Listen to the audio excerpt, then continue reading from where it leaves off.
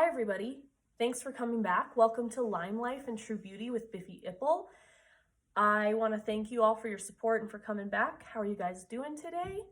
I know there's been a lot of changes into the quarantine life, and so I hope you guys are being productive and resting at the same time.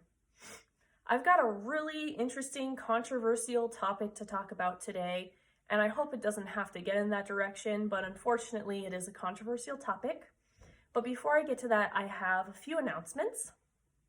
First of all, if you haven't checked out my link tree yet, which is in my Instagram profile in the link, you can click on it and you'll see that I have several links. One of them is for Lincoln Cooper's GoFundMe, and the other one is for my Lime Life shop. Now, Lincoln Cooper is a son of a friend of mine. Her name's Cassandra Cooper, and her and I work at Lime Life together. And basically, earlier this month, her son, Lincoln Cooper, was diagnosed with leukemia. I had decided at that point for the month of July, any kind of earnings that I made, for 50% of those proceeds to go to Lincoln Cooper's treatment. Currently, Lincoln has been doing chemo, and if you want to follow Cassandra Cooper's story, I will put in the link of what her Instagram is as well as her Facebook, so you can see how Lincoln is doing, how her family is doing. It's been quite a road and a journey for them, and so I know that your positive vibes and your prayers are something that family, the Cooper family, covets. So again, if you go into my link tree, you'll see Lincoln Cooper's GoFundMe, and you'll also see my Lime Life shop. Take a click on my Lime Life shop, check it out. You'll see some great products for skincare, for makeup. It's vegan, it's natural, it's free of harsh chemicals. And I've had so many friends just give great testimony to the products that they've purchased, how it's really changed their skin, it's changed their life. And so not only will you be able to get a great skincare product or makeup product for yourself, it'll also benefit Lincoln Cooper and his family. So take a look at my Lime Life shop to help support them in that way. Another thing that there's still time to enter is my Christmas in July giveaway. Now, in order to enter this giveaway, you actually have to directly DM me, and then I'll give you the information on what you need to do to get into the giveaway for Christmas in July. So please go ahead and DM me. I will again put in the comments my Facebook and my Instagram profile, so that those are two ways that you can contact and get a hold of me. All right, now on to the topic. As a lot of you know, last week in my Thankful Thursday post, I posted that I am officially going to be trained as a parent coach under PCI, which is Parent Coaching Institute. And I am so excited for this opportunity because parenting has been such a tremendous passion for me over the past few years. And I just can't wait to gain more knowledge and skill on how I can guide and just empower other parents that may have been in similar situations as me or need resources in order for themselves to feel like they're good parents. If you missed my live last week related to why I wanted to become a parent coach, I'll go ahead and put that in the link as well. You can see why that's a tremendous passion for me and what has brought me to this journey thus far. Related to being a parent coach, I again have the goal where I want parents to feel empowered by their decisions. I want parents to not feel boxed into certain options that maybe society or someone told them that they had to do for their children. I want each parent to feel like they've made those personal decisions for themselves and for their children. And so this is going to be a very controversial topic. I don't believe it has to go in that direction, but unfortunately, our society makes it that way. And so I would like to respectfully approach this conversation and just let you all know that I don't have any intention of judging people or pointing out things that maybe we agree or disagree with. My question to you all in the topic of parenting and caregiving is spanking ever okay? for your children, ever. And the reason why I put ever is I know so many parents who have said, well, we're not going to spank unless we absolutely have to.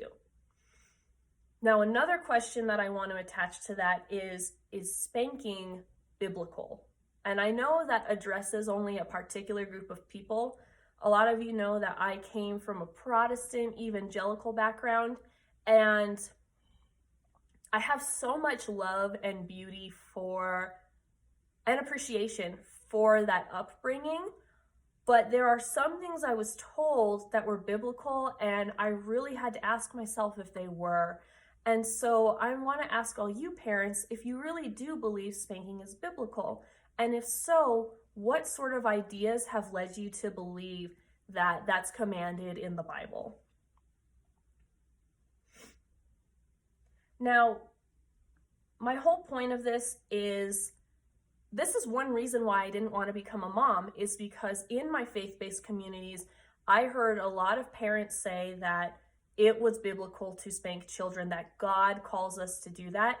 And I didn't want to be put in that position. I would have rather just not been a mom and not spent time disciplining my child in that way, because that honestly sounded so terrible to me. And that was one thing that actually kept me away from becoming a mother for a very long time.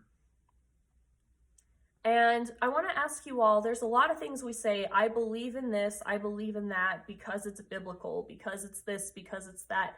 But there's a lot of things we've been told that this is truth, or this is this, or this is that, because we've just been told it is the way it is. And so with a lot of beliefs that you have, I really want you to sit and examine and ask yourself, why do you believe it? Have you really sat down to make a personal conviction for yourself as to why you personally believe things? The answer typically is no, and the reason why is actually a lot of beliefs that we have been passed down genetically.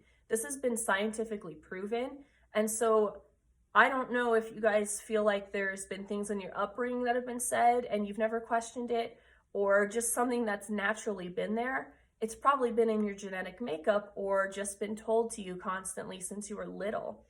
But now you all as parents or caregivers have the ability to really sit down and think why you want to follow certain ideas or principles for your children. Now, before I go into some of the facts and ideas about spanking, I just want to let you know that if you're a parent who does spank and you've made that as a decision, my intention for this conversation is to not judge you, to not make you feel any kind of shame. Again, the goal of today is I came from a place where I was told this is how it is. This is how you parent. This is how a marriage looks. This is how a family structure looks. And for me, that came a lot from the church. And I was at a place where, honestly, a lot of those structural ideas were not working for my family, were not working for me, were not working for my husband, was not working for my son. And so I really had to ask myself if I believed in those ideas, if I believed that God was even calling me to those ideas, or if some pastor on a pulpit was just telling me that this is what God said to do. And so related to spanking, I just again want to encourage and ask you guys to really examine why you've made that decision. Do you believe it's the only option? And if that's something you really haven't considered, that there's possibly other options, then maybe this is a good time to think about that as well going forward with spanking or whatever you want to do to address things with your children. And also just thinking with spanking, are you happy with that? Do you like it? I really don't know any parent that would say that they do like spanking. So to even ask if you're really happy or satisfied with that as a must or an option in you and your family's life. So now I'll go ahead and talk about some facts, some common phrases that have been used to justify spanking. And again, my goal is to not judge anybody.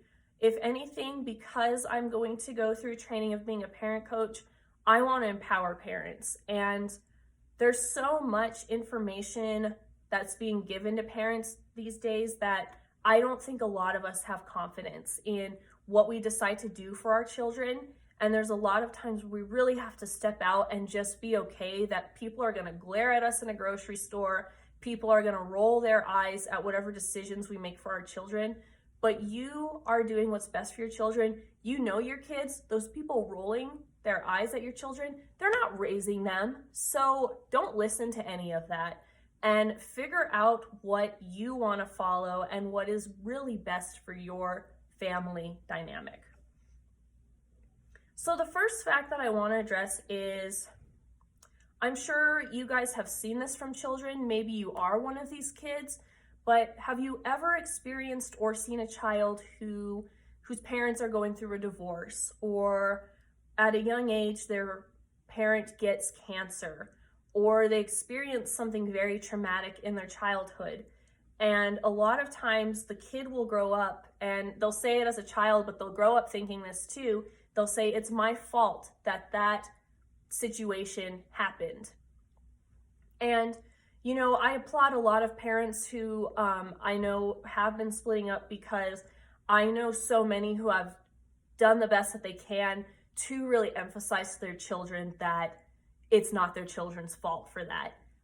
We as adults obviously know there are so many different factors outside of our kids that cause relationships to be so difficult.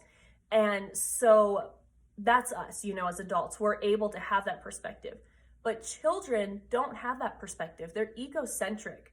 So what that means is anything that really happens around the life of a child, they somehow believe it involves them. And that's why you'll often hear a child think that parents splitting up is something that is their fault, when really they probably aren't contributing to any of that, really. And so with children being so egocentric, it makes me wonder if spanking is really a good option for that, because spanking is going to bring that egocentric development out in a child, and who knows what they're thinking. They're probably thinking a lot of shameful things about spanking after the results of it. And I know a lot of parents who try to approach spanking well. They try to make sure it's not out of anger. They try to make sure they let the child know what has been the reason for their punishment and such. But the reality is, it's really hard for children to get out of that egocentric thinking, no matter how you try to approach it. Also, a lot of people have thought that cultural norms have maybe changed the perspective of spanking for children. And the reality is, there's no supportive evidence that shows that. There was a study of about 17 different countries outside of North America that observed spanking being extremely acceptable in those cultures. And they were thinking that the hypothesis would be that kids would just know that that was natural, that kids would get spanked for whatever they did that they weren't supposed to do. Well, a lot of kids had the same negative, shameful results that children in societies where it's not normal have. And in fact, they were showing a lot more aggression in those societies that were quote unquote normal with spanking. Spanking also raises the risks of problems now and later. And basically, spanking in a lot of research has been linked to more mental health problems. And it's been linked to having more problems and issues with child-parent relationship. And also it's been linked to children having more issues in school. Now, I'll also share some of the resources that I got in the comments so that you guys can go ahead and do your research too and figure out what you'd like to do best, because knowledge is power, right? And so the more knowledge we gain, the more we're able to confidently make a decision in something else. Another issue is that a lot of people think spanking is working, but spanking is actually not working the way that you want it to. So typically a goal for spanking is for the child to comply and for the child to learn a lesson about whatever they're being punished for. But the issue with it is that spanking doesn't bring a behavior for that to be addressed or corrected. And according to theatlantic.com, Andrea Nair, who is a writer, she is an expert on childhood psychotherapy and childhood development. She claims that spanking might scare children into stopping a behavior, but it doesn't get them to have the ability to think rationally about the issue. And it also doesn't give a child the desire to want to cooperate, probably because they are thinking out of a fearful sense of obeying rather than thinking rationally about their action that they're being punished for. And it also prevents people from learning how to manage big emotions and develop conflict skills. So a lot of studies are self-reporting related to spanking, but there's actually a man, an expert named George Holden. What he did is he found a small group, about 15 moms. He gave them digital audio recordings to wear around their neck in order to observe their family life for 6 evenings. He heard a few times when parents would spank their children in the recording, and came to find that 73% of the time, the kids that were spanked ended up doing misbehavior again 10 minutes after the spanking. So if really there's an idea that there's some sort of lesson and attachment to that physical discipline, 73% of the children were not getting it in this study. I've heard a lot of different arguments to justify spanking, and this is where I really want to get into a lot of the faith-based beliefs and biblical teachings and ideas that I've heard about spanking. And to find research on it has been personally freeing for me as a mother. And I hope that you guys can just find freedom in whatever you decide to do for your families too. Now, a lot of people, I'm sure you know that phrase, spare the rod, spoil the child. And I'll hear a lot of parents justify and say that it is biblical to spank because that is in the Bible. That is actually a misquote that happened in the 17th century. A pastor said that, and that just flew along in our society. It's Proverbs 13:24, which actually says, "Whoever spares the rod hates his son, but he who loves him is diligent to discipline him." So yeah, that scripture talks about discipline, but it doesn't say anything about sparing a rod, spoiling a child. So it has no implication to a physical form of discipline. If anything, you could possibly read that as just an idea very poetically of what discipline possibly looks like. Another issue in the Bible is there's a lot of attachment to the word children and discipline, and people will take that into saying that that justifies physical punishment.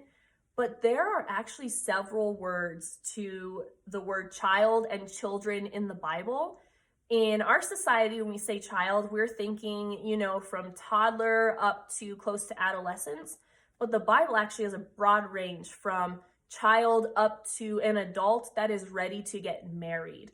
And so you really actually have to look at what the language is actually addressing when it says children and child. And a lot of them in Proverbs are actually addressing more of the child going into adulthood because, of course, you want to give wisdom to somebody who's about to create their own family, who's about to marry somebody. And so that's where a lot of the wisdom is coming from. And if anything, I think that should say too that a lot of the words about a rod or discipline is to actually be more instruction for the adult child in the situation. Now, I know that a lot of the facts I've given prior to this are research, psychology, science-based, and I know a lot of people will argue with me that they say, well, we follow the Bible, so none of that matters because the Bible is an inherent true book. And if you have that as a belief, great.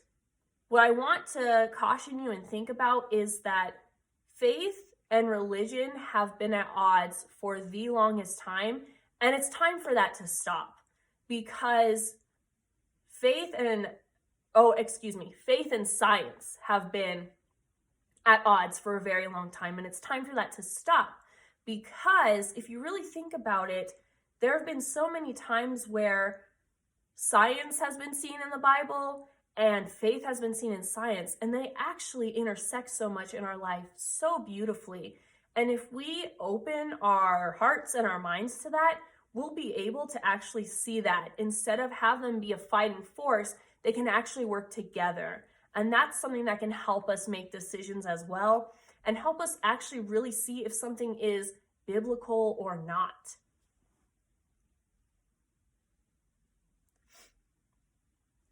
Another issue is that I've heard a lot of parents in faith-based communities talk about that spanking discipline is biblical and that that's something that needs to be taken seriously. I agree that figuring out how to discipline our children does need to be taken seriously. However, a lot of the evidence that parents in faith-based communities get is from Proverbs. There's several different scriptures related to children, related to discipline. And again, related to that is Proverbs is a book on general wisdom. And a lot of people forget to think of that, and they take Proverbs to be like universal commands. And I just want to have you guys really think about that general wisdom and universal commands are very, very different. Another argument I've heard by so many people is, well, I got spanked and I turned out okay.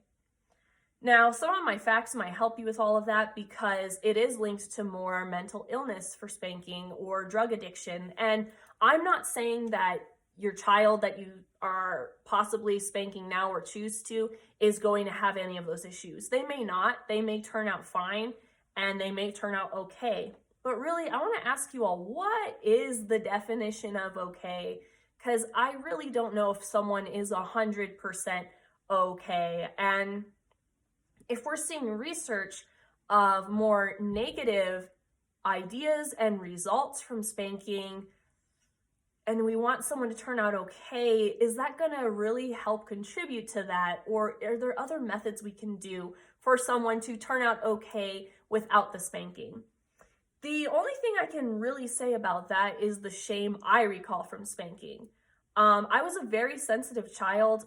Some of you know my Enneagram number is a type 4, and it's so true. I was a type 4 toddler all the way, but when I got spanked, I had so much shame about it, and I still can remember the times I got spanked, and I can remember the shame. I can even experience it right now as I speak to you all, and I can't even tell you what I got spanked for, but I can tell you what I felt.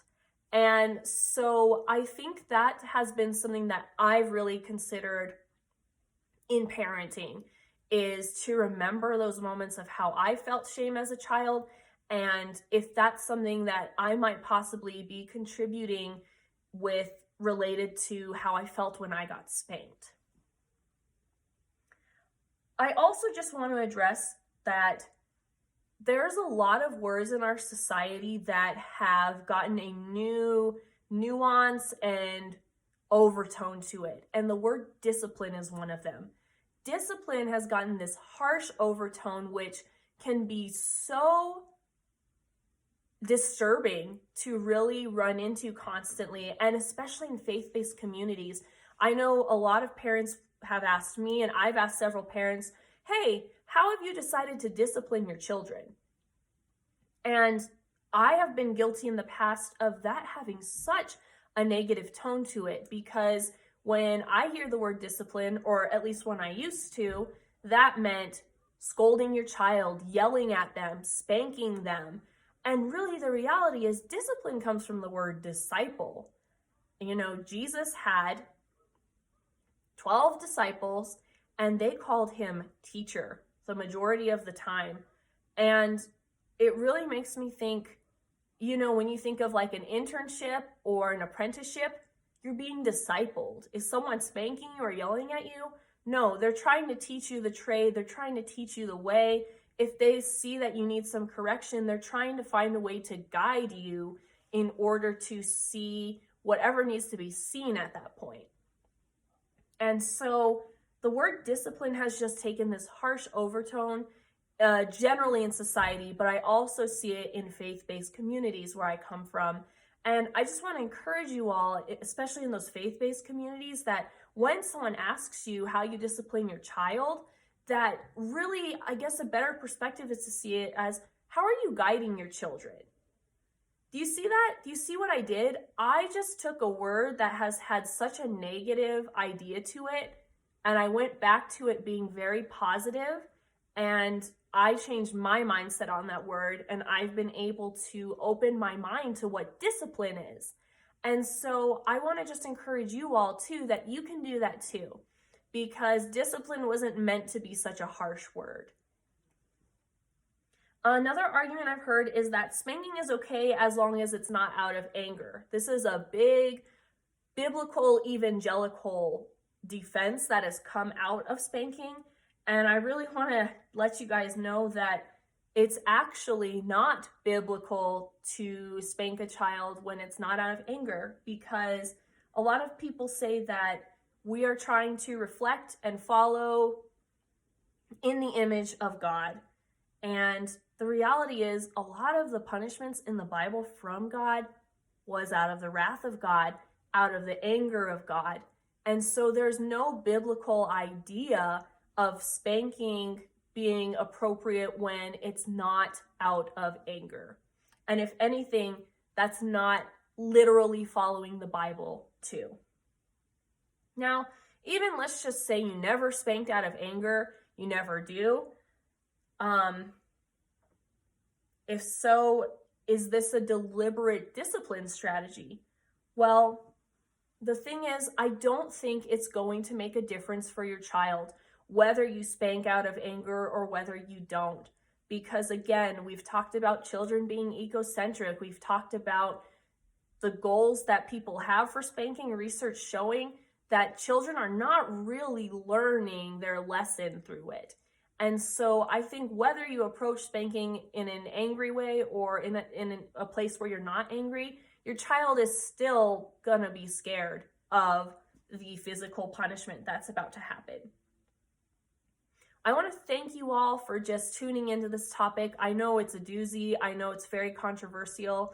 Again, my intention to become a future parent coach is to not judge you on this. If anything, I remember being in a place where I thought spanking was my only option. I thought several parent methods were my only option, and I've come to learn that that's not the case at all.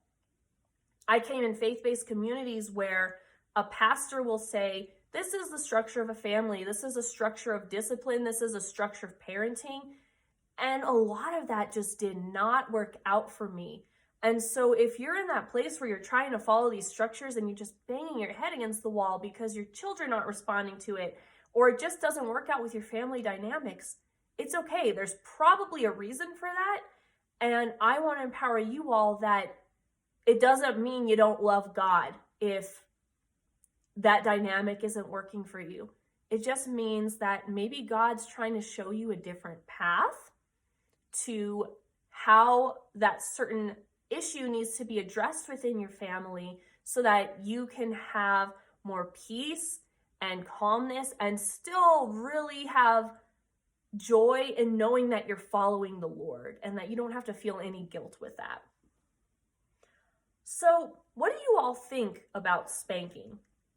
And who told you that it was potentially the only option for you and your family? Was that something that your parents, your grandparents said? Was that something from the church? Was that something just you've heard generally from society? So really, who told you that spanking was a discipline and possibly an only option for you? Is this something you decided on your own with you and your partner or whoever is involved with helping raise your kids? Or is this something that people have influenced you towards?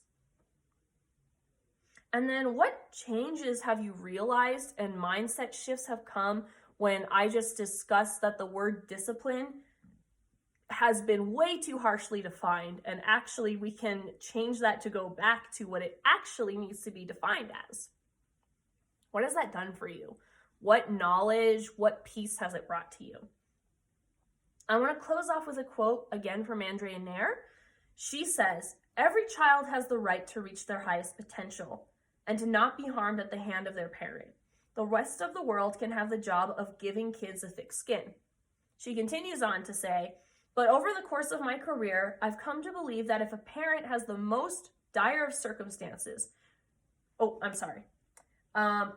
over the course of my career, I've come to believe that if a parent has the support, time, and resources to learn alternatives, spanking could be avoided even in the most dire of circumstances.